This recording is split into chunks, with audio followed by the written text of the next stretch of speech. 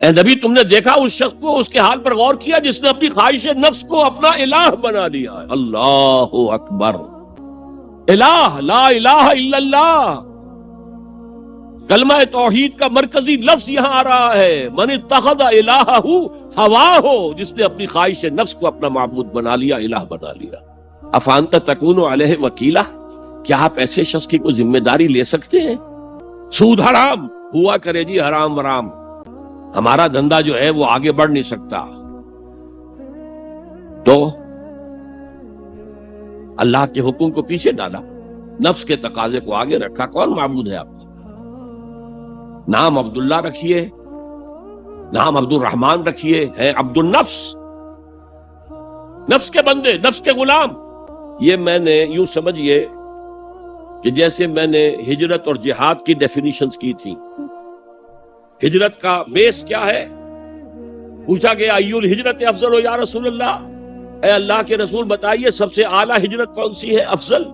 فرمایا ان تہجر ما کرہ ربک، ہر اس چیز کو چھوڑ دو جو تمہارے رب کو پسند نہیں۔ آج رات ہی سے آپ ہجرت شروع کر سکتے ہیں۔ جائزہ لیجئے کیا کیا چیزیں میری زندگی میں خلاف شریعت ہے، جو اللہ کو ناپسند ہے، فیصلہ کیجئے کہ آج کے بعد نہیں ہوگی، ہجرت شروع ہو گئی، افضل الہجرہ، سب سے افضل ہجرت شروع ہو گئی۔ لیکن ٹاپ پر لے جائیے تو یہ ہجرت جب اللہ کے دین کو قائم کرنے کی جدوجہد اس مرحلے پر آ جائے کہ اب باطل کے ساتھ ٹکراؤ ہے اور اب چاہیے کہ ساری قوت ایک مرکز پر جمع ہو جائے، ہجرت فرض کر دی گئی۔ وہ ہجرت گھر بار چھوڑ کر، اہل و عیال کو چھوڑ کر، اور مکے کے بھیڑیوں کے رحم و کرم پر چھوڑ کر اپنے گھر والوں کو، جو لوگ ہجرت کر کے آئے، حکم تھا۔ ہجرت مدینہ فرض تھی، ہجرت حبشہ فرض نہیں تھی، صرف اجازت تھی کہ جن سے سختیاں نہیں جھیلی جا رہی مزید وہ چلے جائیں۔ تو ہجرت کا یہ ابتدائی نقطہ، انتہا یہ جہاد، المجاہد من جاہد نفسہ، جہاد تو یہاں سے شروع ہو گیا، اپنے نفس کے خلاف جہاد کرنا۔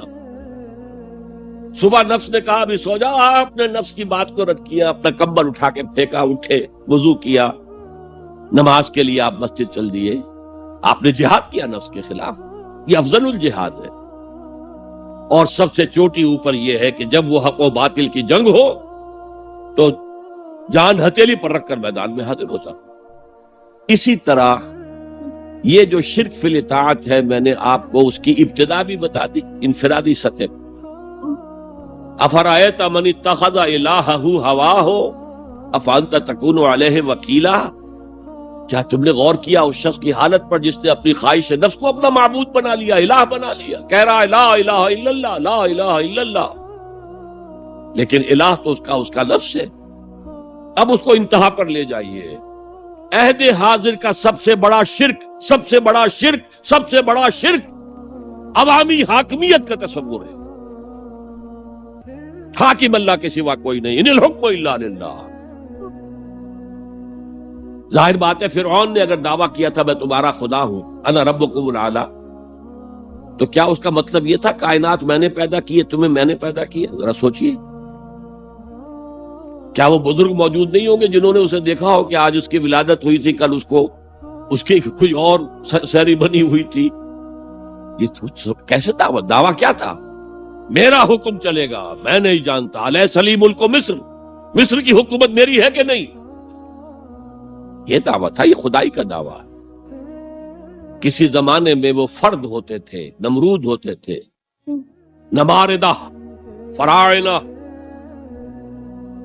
جمال عبد الناصر نے نعرہ لگایا تھا نحن ابناء الفراعنہ، بڑے فخر کے ساتھ ہم فرعونوں کی اولاد۔ اور صدام نے لگایا تھا نعرہ نحن ابناء النماردہ، ہم نمرودوں کی اولاد۔ عراق کے بادشاہوں کا لقب نمرود تھا، اور مصر کے بادشاہ فراعنہ تھے، فرعون تھے۔ زمانے کا جب ارتقاء ہوا ہے اور اس میں فیصلہ کن کام جو ہے وہ حضور نے صلی اللہ علیہ وسلم، جب حضور کی حیات طیبہ کے بعد خلافت انفرادی سے اجتماعی ہو گئی۔ جب تک نبوت جاری تھی نبی ہی خلیفہ ہوتا تھا، اللہ اس کی ہاٹ لائن اللہ کے ساتھ وحی کی لگی ہوئی ہے، ادھر سے حکم آتا ہے وہ امپلیمنٹ کرتا ہے، جہاں اس کا حکم نہیں ہے وہ اپنا بیسٹ ججمنٹ استعمال کر کے فیصلہ کرتا ہے۔ یہی ہے وائس جیرنسی، یہی ہے خلافت، ایسنس آف خلافت یہی ہے۔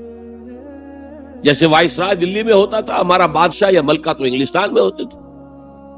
اب جو ہز میجسٹیز گورنمنٹ یا ہر میجسٹیز گورنمنٹ سے حکم آیا، وائس رائے اس میں کوئی تغیر و تبدل نہیں کر سکتا، he has to implement it as such. جہاں کوئی حکم نہیں ہے تو وہ مقام پر بیٹھا ہے، آن دی اسپاٹ ہے، حالات کو دیکھے اور جو مملکت اور کنگڈم کی مصلحت میں سب سے بہتر نظر آئے وہ فیصلہ کر لے۔ لیکن حضور پر نبوت ختم تو خلافت کلیکٹیو ہو گئی، خلافت المسلمین۔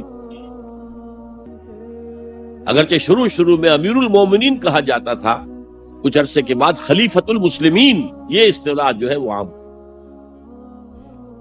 اسی طرح انفرادی ملوکیت کی بجائے اجتماعی ملوکیت کا تصور جو ہے شیطان نے پٹی پڑھائی۔